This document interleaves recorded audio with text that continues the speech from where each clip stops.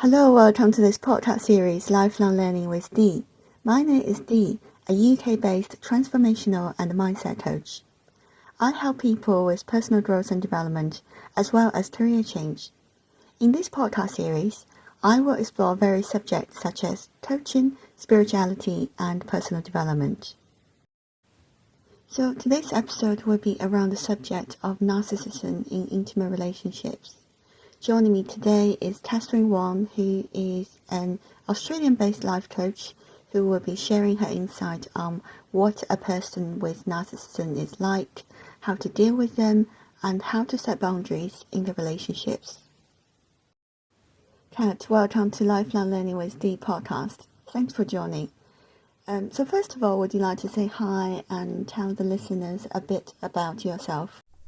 Hello everyone, my name is Catherine. I am a mother of two beautiful children, an adorable grey tabby cat and about 50 houseplants. I open hearts and minds to infinite possibilities, empowering and transforming people's inner world with love, so that together we can spread more love into the outer world. My coaching framework supports individuals to explore depths of themselves freely. I focus on mastering their minds so that they're able to undergo profound internal transformation and connection to self. I unapologetically serve as a mindset coach, and I measure my success by the number of people I positively transform. I'm so blessed that I have found my purpose and my passion. Thank you, Kat. Welcome. So now let's get straight into the subject. The first question I have for you is that I know that people have different interpretation as to what a person with narcissism is in the context of an intimate relationship.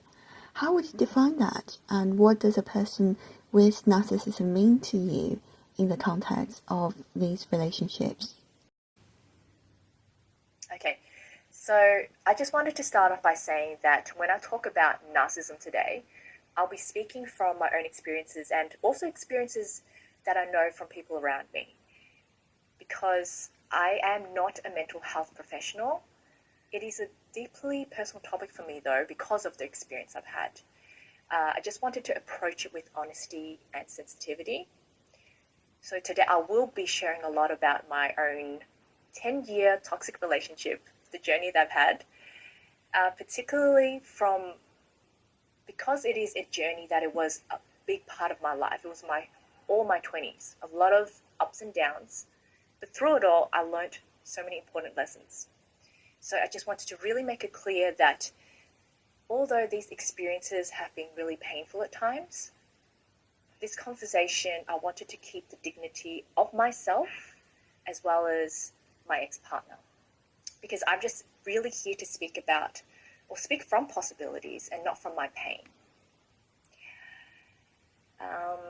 When I think about narcissism, I really think about my own struggles with my past and how narcissism really influenced my relationship.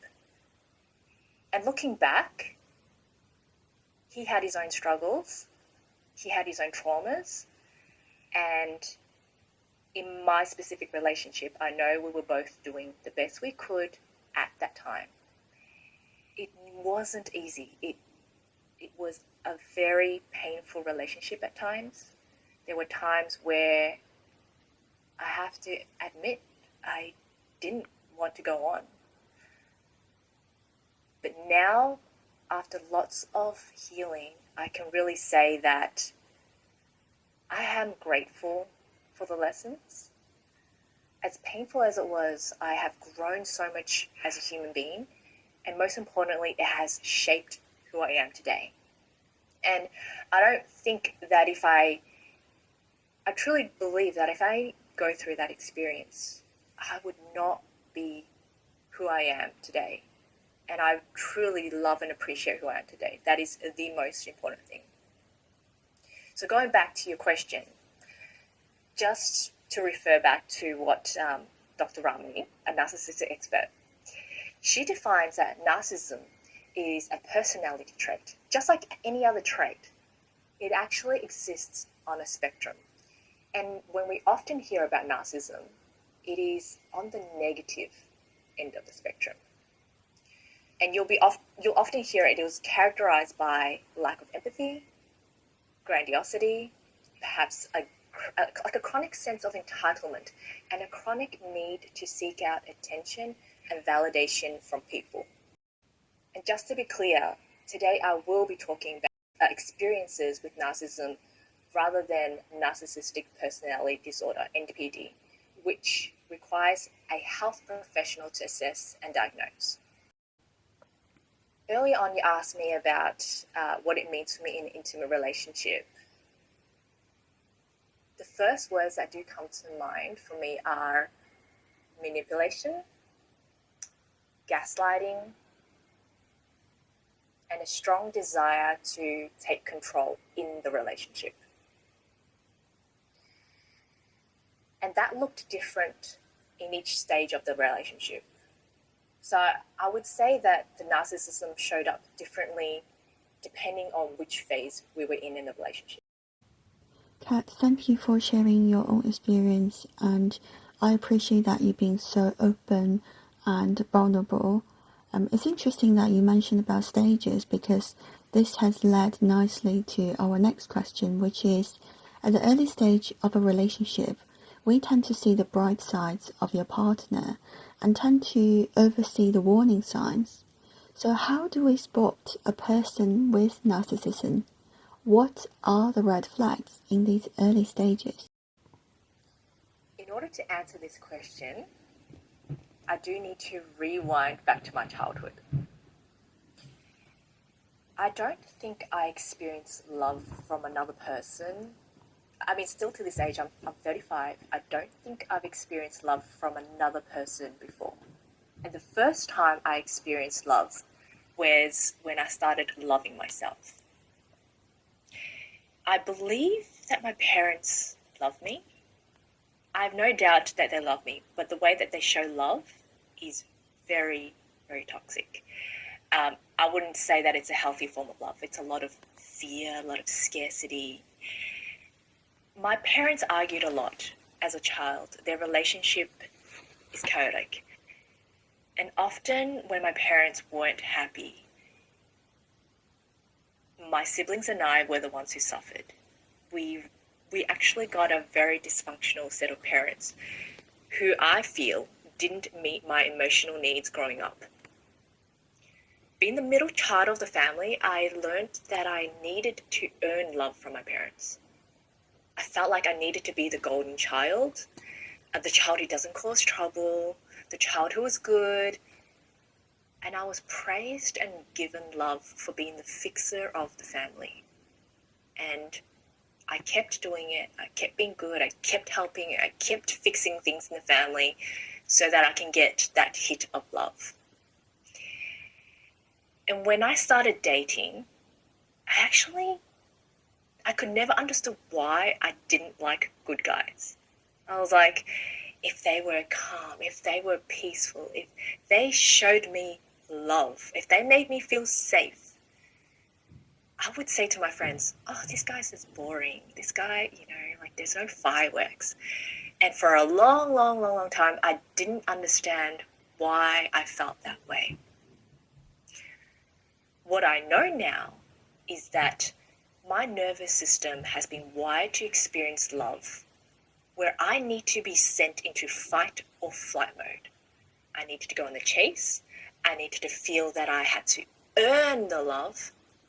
And one of the ways is playing the games, because in some ways I wanted to feel anxious. I loved the inconsistency, because each time they came back from the radar, it felt like love. It felt like fireworks. And after each hit, it got more and more addictive. Essentially, the lows felt really low, but the highs felt really high. And because of this wiring, I dated quite a few bad men. I want to say the word lots, but I dated quite a few bad men. Mm-hmm. And I kept replicating this pattern of what I learned from my parents, essentially. It made me feel safe. Like, it wasn't safe in a real way, but it was familiar to me. So it felt safe to me.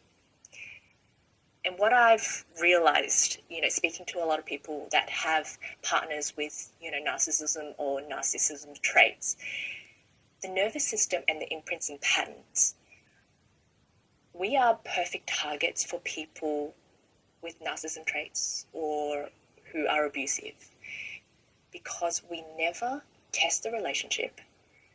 We don't put up boundaries.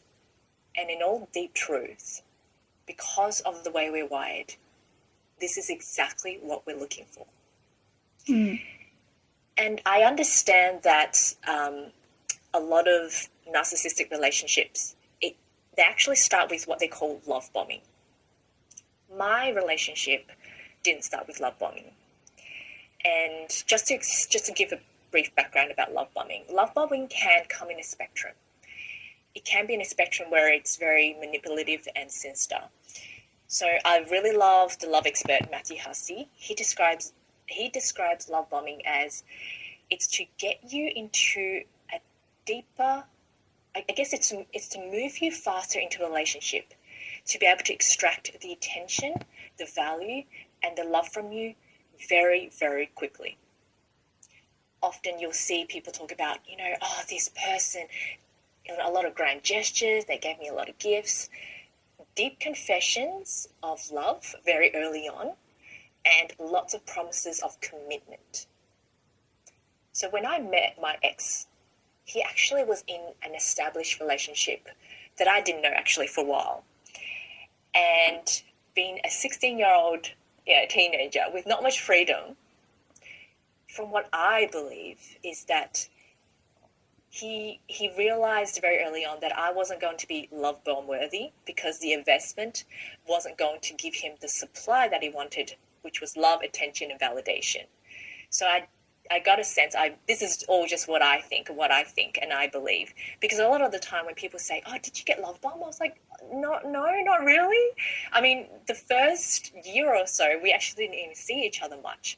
So I could assume that perhaps that because he already had someone that it was investing the love bombing in, he just didn't put that investment in me. But one of the consistent signs that I see most relationships with narcissism involved is that they paint a picture of what the future holds in the relationship. They often say things like, I have so many people attracted to me, there's so many people that really like me, confess to me, but no one makes me feel like the way you make me feel love. They make you feel unique. They make you feel like you're the only one. And they ask questions like, I can see us moving together. Do you want kids? How many kids do you want? And just start talking about the future really early on, but in a really hopeful and majestic way.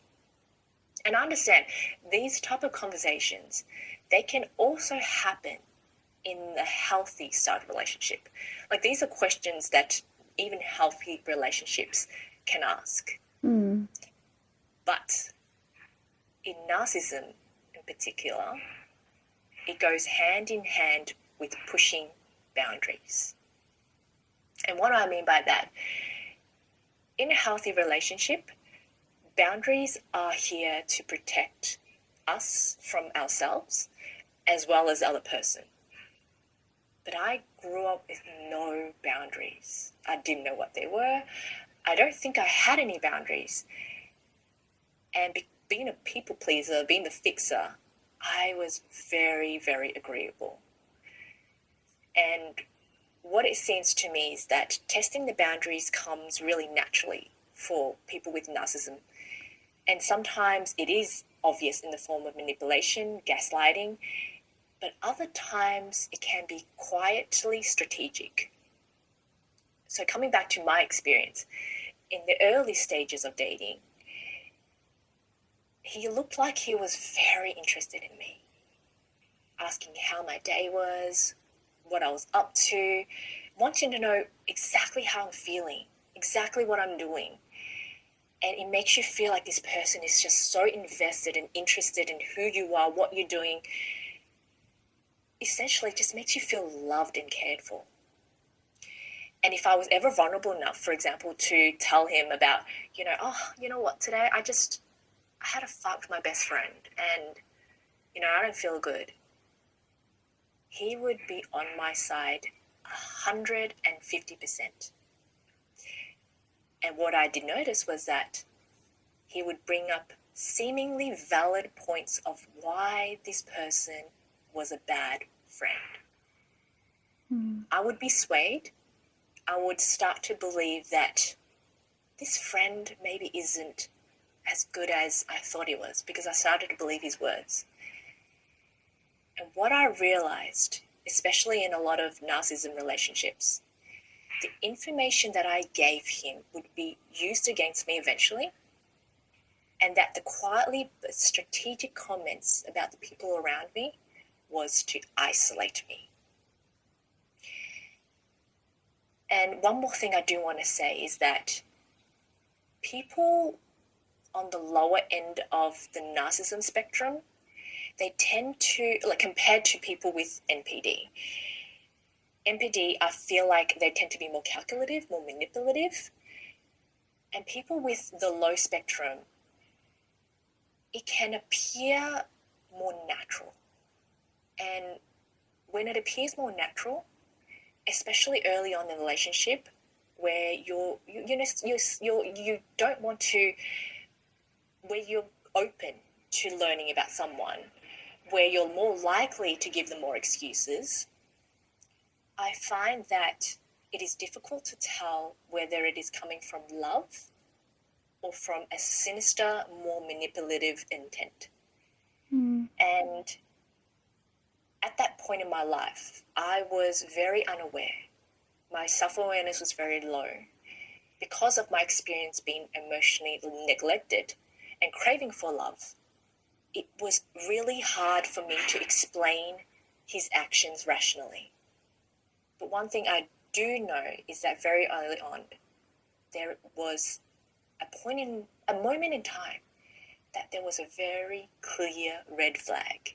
But I chose to ignore it with excuses. And I have to say, a lot of the people that I have heard stories from or have experienced with narcissism, there is always that early on flag. A lot of people can pinpoint it. I think I can pinpoint it. I think I had too many, to be honest. Like in my case, there was a lot of red flags. And you give these excuses for them. And you can't rationalize it. It becomes very, very irrational. And you look for the potential of the relationship more than what the reality is. So you mentioned about gaslighting and creating boundaries in a relationship. We will explore creating boundaries later. But before that, I just want to ask you a question about this gaslighting. What does gaslighting mean to you? That's a very interesting question, actually, because when I actually hear definitions or people talk about gaslighting, it actually sounds a little bit foreign to me, because my experiences of gaslighting, once again, going back to it, it felt very natural. I can't say that whether it felt natural because during that time in my life I was, I guess, more naive. But essentially, when I think of the word gaslighting, I think of manipulative techniques or tactics to get me to doubt myself, to distrust myself, and to be put in a place where I am no longer in control. And when I say that, it's because I can't really pinpoint exactly when I felt like I was truly gaslighted. Yes, there may have been experiences and times where, the obvious signs of, people often talk about like, oh, remember when you said this? No, I don't remember why I said this. No, you said this. Those obvious signs of like, you did this, me not knowing or not believing that I did it. And going back to saying that, no, they're sure that I did this, or they're sure this has occurred, to doubt myself, I actually don't think I had such obvious signs of gaslighting. So for myself, when I think of gaslighting, it often came in little bits and pieces where, for example, narcissism tends to have a lot of self-entitlement and a lot of, they have an inflated sense of self. So in the arguments that we often have, it often would be about that person, and it would be about him. It's all about me. This is what I felt. This is what I experienced. This is what you said. This is what he has an exceptionally good memory. Where I, on the other hand, I can have an argument, forget it the next day, don't even remember the words. And so what I often experienced was, things like, 5 years ago, do you remember you did this and you did that? And often little examples like this. But at that time and moment, it seemed like it was little. He would be like, oh, remember you said this? I'll be, oh, no, I don't remember. Remember you did this? Oh, I don't actually remember that. But I don't question it. I don't doubt it. I don't question it. And in all honesty, I don't remember if I did or not. But he would always be so sure and rephrase it or emphasize it as if I said it. And still to this day, I'll be honest, I don't know if I said those things or did those things. But that wasn't the point.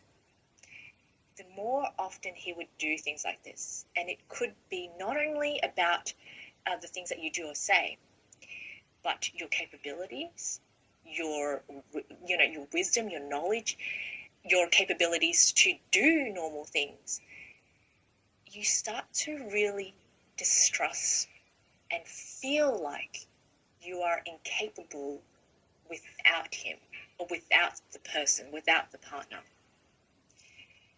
And I think that is one of the most dangerous things with gaslighting and manipulation, because sometimes it may be very obvious and where you're like, wow, this is clearly gaslighting.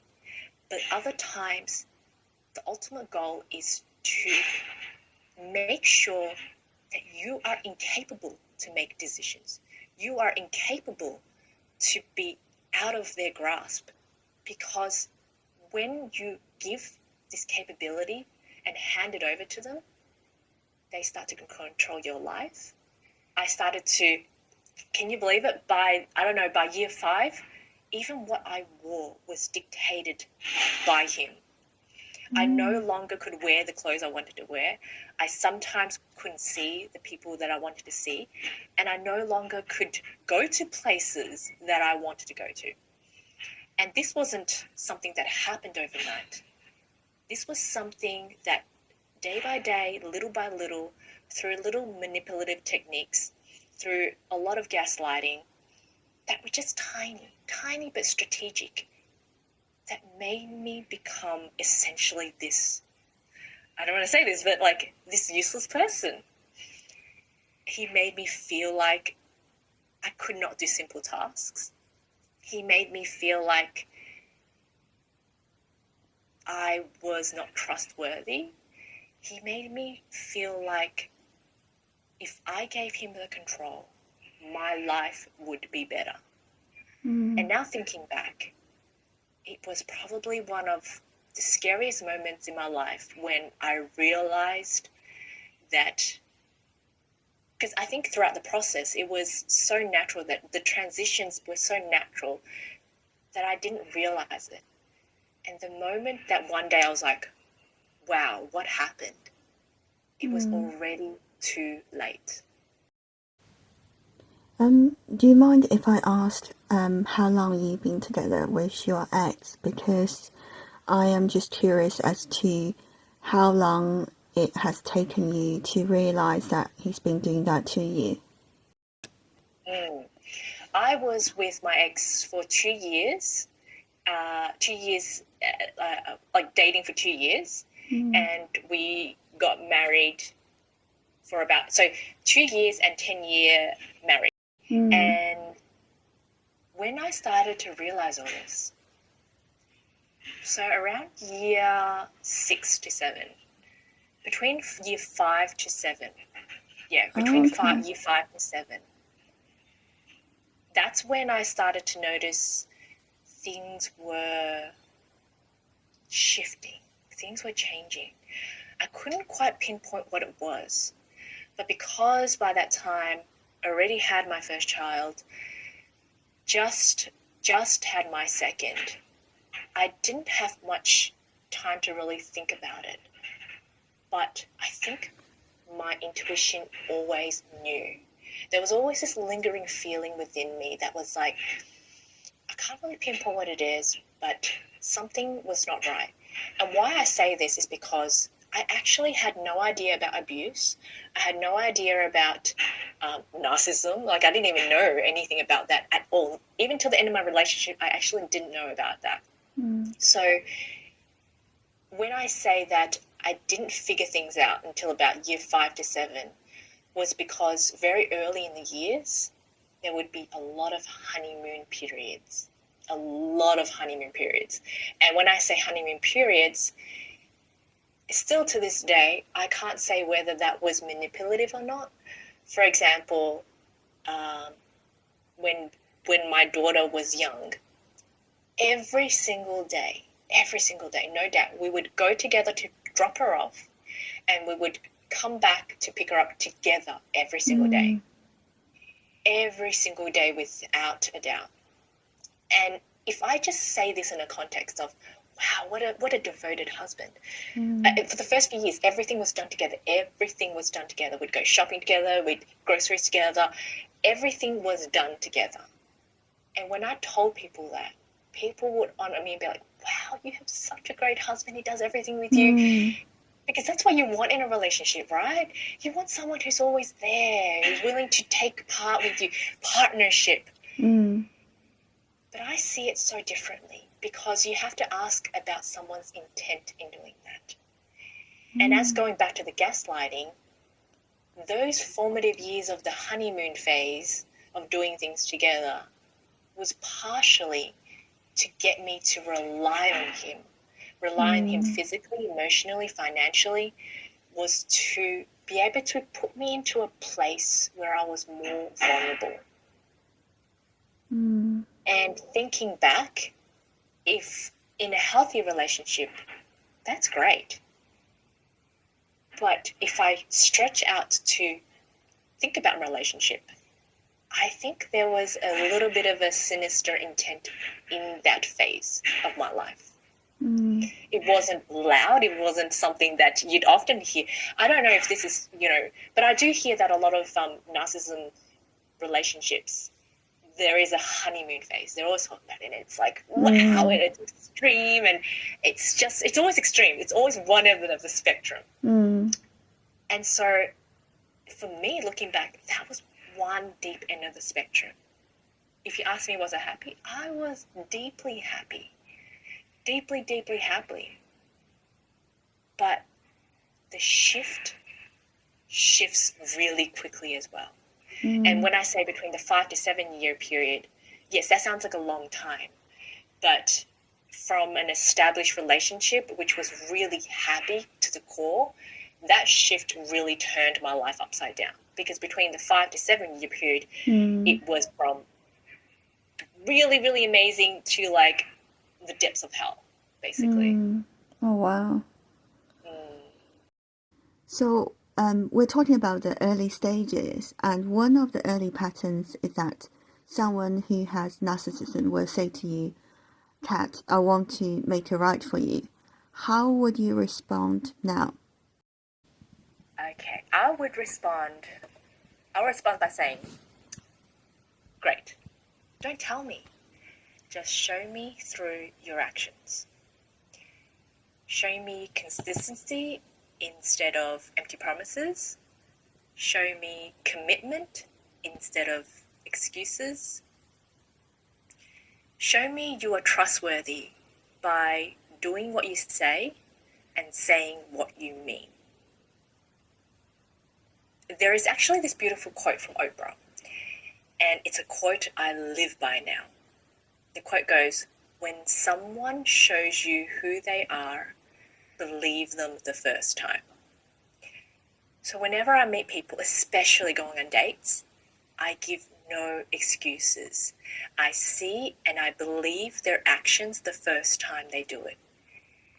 And this is because whenever I've waited too long to believe a person for who they are, it only got worse each time they showed me, and I would be hurt more and more. So that is exactly what I would say. That's how I would respond. Okay. Thank you for sharing this, Kat. Now, moving on to the next question, which is, how did you heal yourself and what did you learn from your healing journey? Dee, thanks. That's a really great question. There is no simple answer to this one. It took me 10 years and the help from professionals to actually help me get out of the relationship. And just like all relationships, from the outside, it's easier to say, you should have left at week 8, the red flags are obvious, and this person is toxic.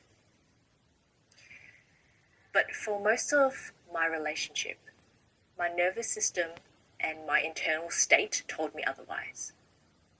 I knew that I wasn't physically safe, but it felt safer than being abandoned emotionally. So for a long time, I couldn't reframe my story, no matter how powerful or true that story was.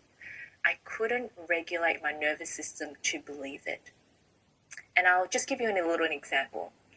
You know when you first go through a breakup and people try to comfort you and they tell you things like, don't worry, there's plenty of fish in the sea. He didn't deserve you anyway. You are so much better than him. They're trying to reframe the story. And you know that that is all true.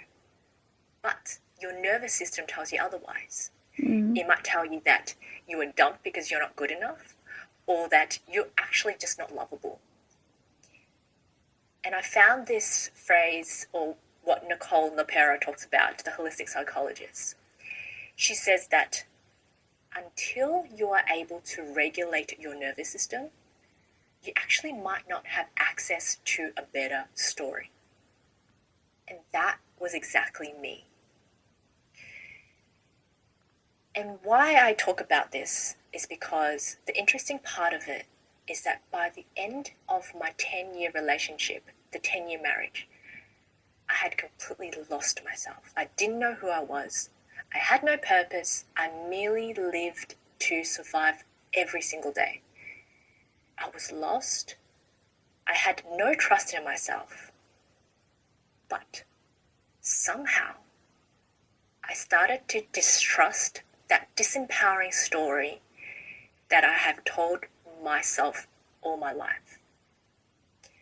And somewhere, somehow, I started to tell myself, I don't deserve to be treated like this.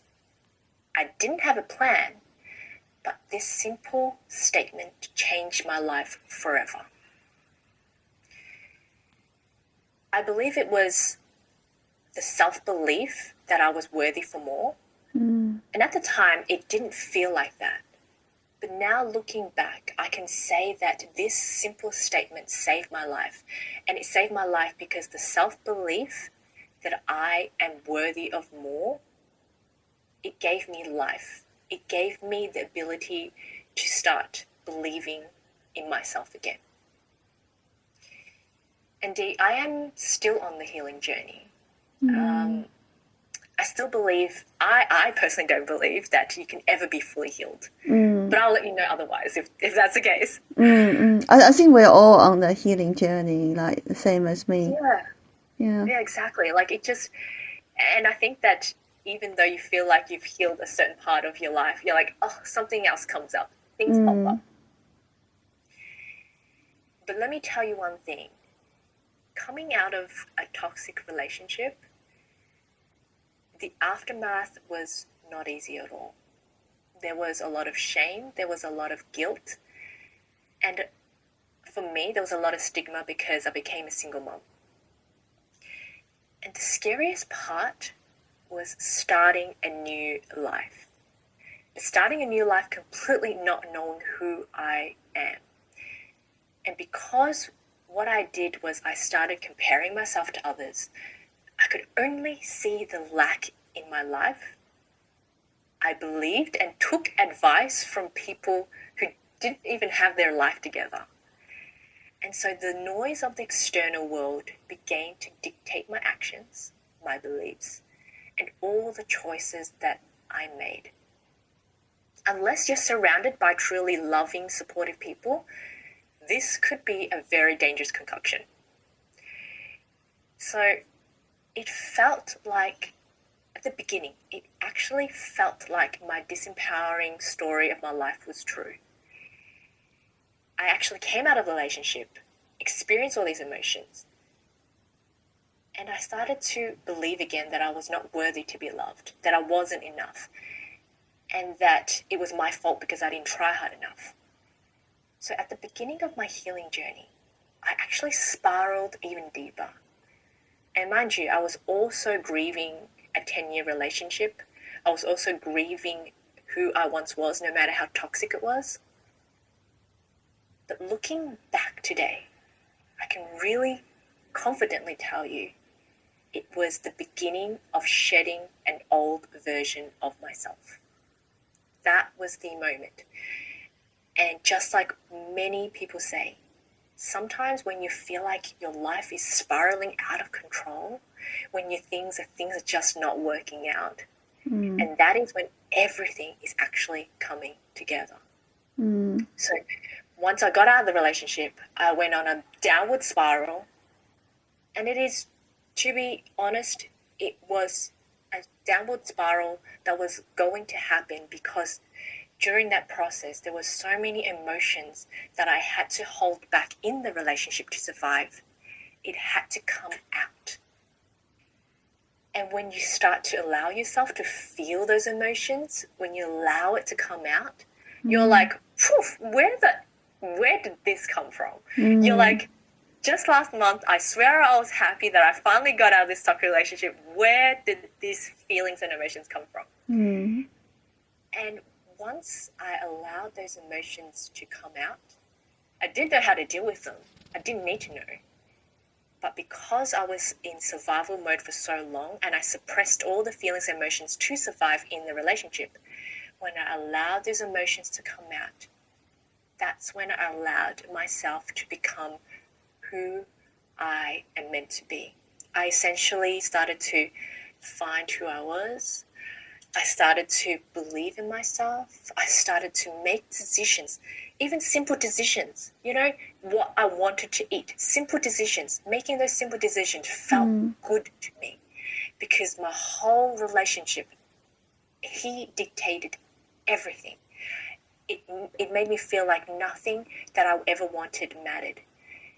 And the moment I came out and was like, oh my God, I can choose what I want to wear. It's like, at first it's kind of weird because you're like, I actually don't know what I want. But slowly each time you make the decision, even things like what I want to eat, what I want to wear, what I want to say, you start to build that belief in yourself, that trust, and the knowing that you are worthy of more. And that's where I started to feel like I was healing. It didn't feel like that at the beginning, but those moments were the moments when I started to feel like, wow, I'm finally getting better. So, Kat, you know me, I am a firm believer of we as human beings, we're coming to this earth school to learn our life lessons.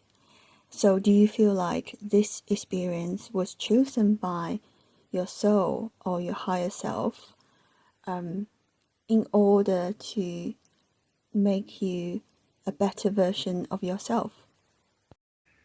Absolutely. No doubt. Now that I'm out and I'm healing from the relationship, no doubt that I know that this experience, my soul wanted to experience this. And I say this because the level of depth, the level of self-love, the level of acceptance, the level of my desire to be in service could not have come without the experiences that I had.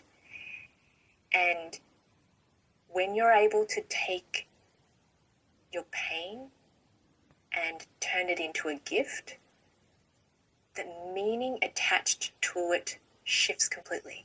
Yes, there were moments in my life where I asked, why did this happen to me? And only when, if it was any earlier, I wouldn't have been able to say what was the lessons behind it. But as I healed, I realized I kept asking the wrong question. I kept asking, why did this happen to me? Why did this happen to me? Why did this happen to me? But the moment I shifted and when I was able to ask myself, what did I learn from this? It shifted my entire life, because the moment I was able to reflect and understand that although painful, although I would never wish for anyone to experience this, I understood that there was a gift behind this. There was a gift that I could experience a life and a level of awareness and a consciousness that would bring so much joy, so much fulfillment, and so much meaning to my life and my years in the future. Yeah. Thank you so much for sharing your healing journey. So the next question is, how do you set boundaries in intimate relationships? In the context of a partner with narcissism traits, it can be very difficult to set boundaries. The inflated sense of self, the entitlement, boundaries don't exist on the same street. And from my experience, I started to develop boundaries, not in a sense where it was obvious, because a lot of people often say, things like, if someone is, let's just say in a relationship, if someone is treating you with disrespect, you guys are having an argument, they raise their voice, they call you names, and one of the techniques they often teach you is that you've got to, straight on after the person says the things, disrespects you, you've got to let them know. You've got to let them know that you don't want them to speak to you could just say to them, what you said to me, I don't feel safe, I don't feel that what you said to me was right. When people try to set boundaries, you often raise what you want them to do. I no longer will talk to you if you speak to me in this way, and you give them a consequence. If you do, I will not speak to you again. Such strong, clear boundaries in a narcissism relationship is very, very difficult to enforce, because they will try to push it and push it and push it and push it and push it.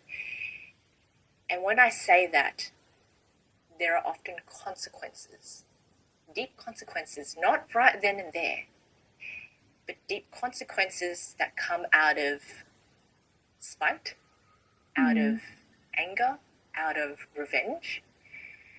That happens. So for the thing that you're trying to enforce, for example, if I ever raise that, I don't like what you did, or I don't like the way you spoke to me at the party, they may quietly listen. I've had experiences where, okay, they may quietly listen, they may not agree, but there is always a form of consequence in another way. And so when I talk about setting boundaries, it is setting boundaries to protect yourself in a way that doesn't seem obvious for the person. So let me give you some examples. Around about maybe near the last few years of a relationship, I actually stopped talking about anything important. Anything that's, for example, if there was something happening in my family, I would never ever mention it. And although this doesn't really sound like a boundary, but I'm essentially anything that I feel that could be used against me, I would no longer bring up. And for example, if there were conversations or disagreements or arguments that I knew that no matter what I would say, it would be taken poorly, in some ways, I had to put the sword down and just let it be. In a sense, this could be depending on your situation, depending on the situations. I felt that when you are agreeable but not completely agreeable, if you just nod, yes, respond, but without an opinion, you're actually in a safer place because you're not giving away what you think, what you feel. You're not agreeing, but you're not also disagreeing. It's these little things that I find that will help us to keep you safe. It kept me safe for a long time. And what it does is that I'm not feeding his ego, I'm not feeding his validation, I'm not feeding his attention. And because of that, yes, sometimes it can create a lot of frustration because they're not getting the supply, they're not getting the love, the validation, the attention out of you. But it actually helped me. It helped me to not experience that whole cycle, the whole cycle of going into their trap, saying things that they want you to say, doing things that they want you to do, to then receive a consequence or even a punishment, and for an event to occur, and that event could look like anything. It could look like arguments. For me, there was a lot of physical abuse, there was emotional abuse, and at the end of that cycle is what I would call the honeymoon phase, where they would apologize, they would say they would never do it again, and go through this cycle over and over and over again. And what I found is that they enjoyed the highs of the relationship, but they also enjoyed the low of the relationship. But that was also because he was the one that's controlling the outcomes. But for me, on the receiving end, it did not feel good. And I consistently felt out of control. So when I talk about boundaries, it is really anything that you can do to protect yourself from going back into that cycle. So now here comes the last question, which is, what does a healthy relationship look like to you? And we talked about setting boundaries, which I think is definitely one of them. To me, it also means giving each other support, trusting each other, and have open communication. So what does that look like to you? When you talked about those traits and we talked about what a healthy relationship looks like to you, the first words that came to my mind was safe, peace, and ease.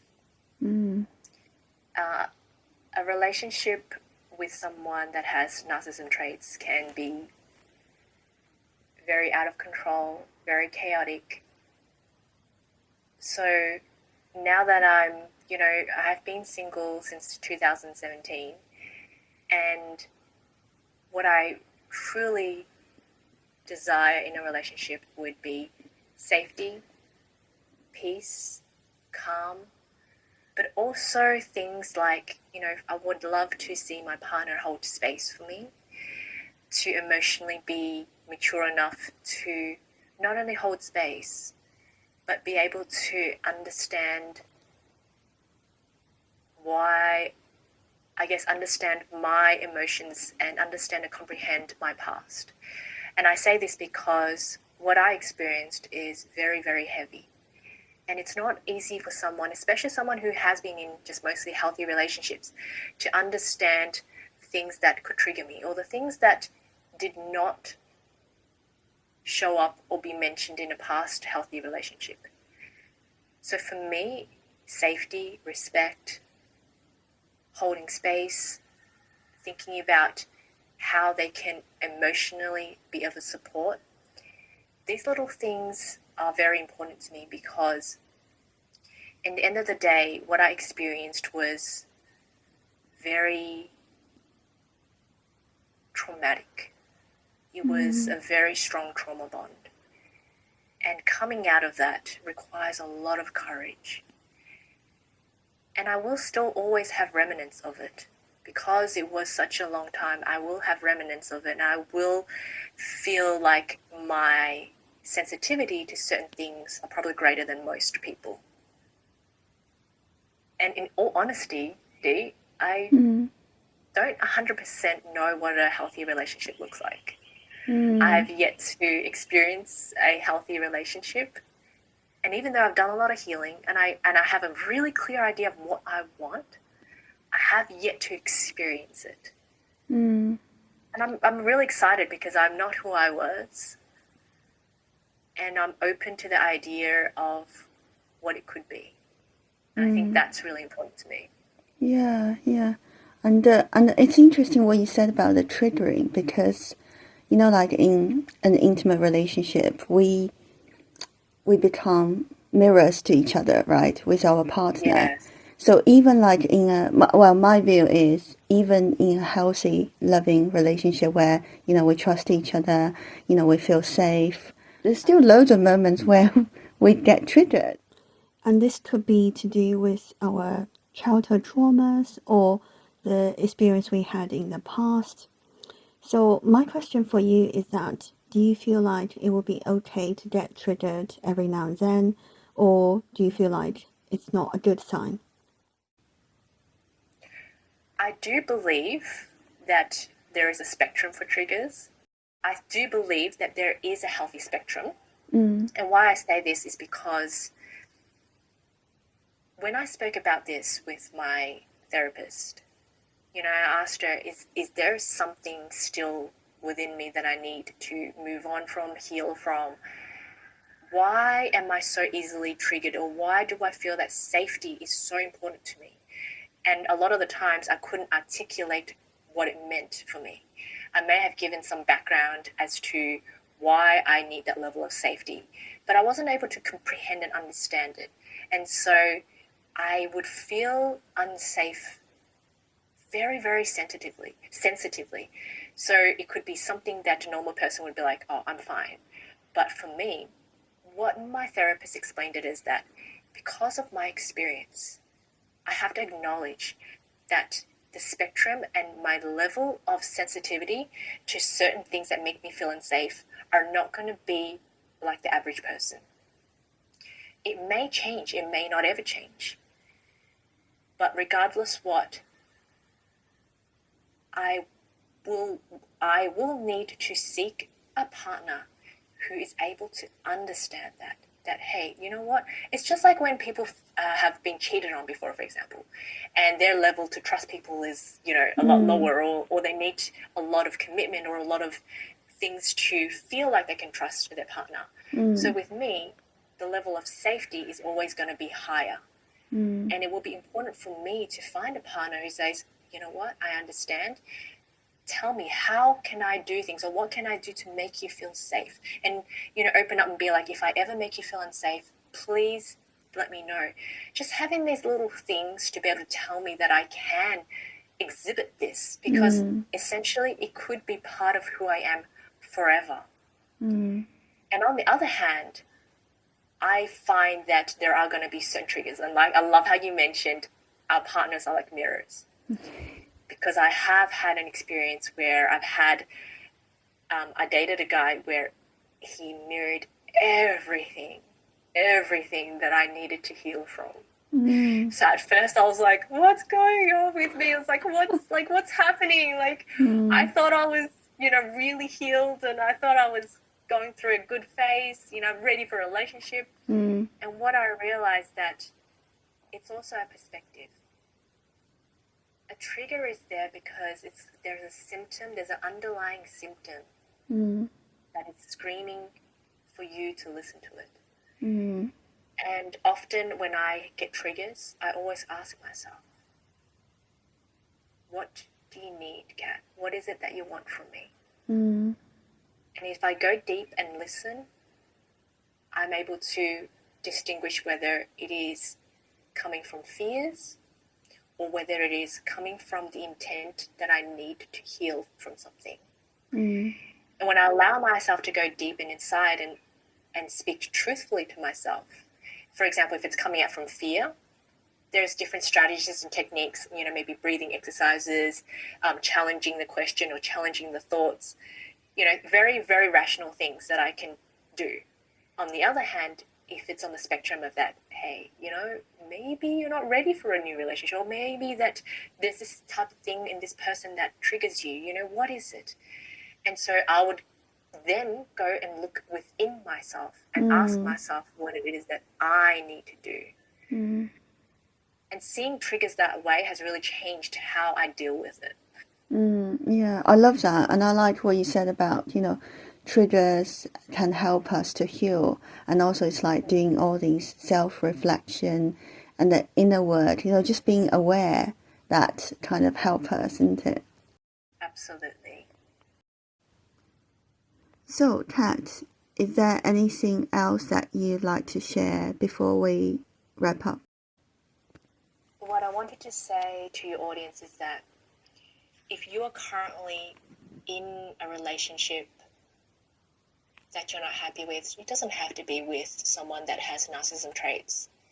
A relationship that you feel that you can't be your authentic self, or you feel that there has been a trauma bond formed, I'd encourage you to show some compassion to yourself, because it's not your fault that these destructive patterns has occurred in your life. It was created at a time in your life where you couldn't choose what response system, and you were only trying to survive in an environment you were growing up in. And as I learnt that the experiences from what I observed with my parents, how I learnt the patterns and the behaviors of who I am in a relationship, I was able to really show kindness and empathy towards myself. It is the opportunity to accept yourself. And most importantly, the beginning of truly loving yourself. And when you love yourself, you empower yourself to make better choices. And whether that is empowering yourself in the relationship or empowering yourself to get out of it. So thank you so much for sharing your story today, your insight, and thanks for being so open and vulnerable. So if people want to get in touch with you, where would they find you? You can find me on Instagram and my website. It's coachedbykath.com, coachedbykath.com, or it's also on Instagram, coachedbykath. Okay, that's brilliant. I will also drop the details in the show notes, and also the description box on my YouTube channel. So you've got all the information, my lovely audience. Okay, so thank you. It's not actually live yet, but I'm like, by the time you post it, it should be live. It should be live. That's good. Cool. Okay, so thanks again for coming onto the show, and I will. And actually, there's one little information here, which is Kat lives on the other side of planet from me, so we have 11 hours time difference, and it's currently just after midnight at my time. What time is it for you, Kat? It's 11:21 a.m. for me. Okay, yeah, but anyway, we thought this is important. We're making this work, and I hope you, lovely audience, enjoyed today's episode. So I'll speak to you very soon. Bye for now. See you later, Kat. Thank you, Dee. So thank you so much for tuning in today. I hope that this may resonate with you in some way. It will be great to hear your thoughts on today's episode, And as a way to contact me, you can either message me on Spotify, drop a comment on my YouTube channel, or message me on Instagram or email me, whichever way you prefer. And if you do like today's episode, or if you think that someone you know may benefit from this, please do share it. So have a lovely weekend. Take care of yourself as always, and I will speak to you in my next one. Bye for now.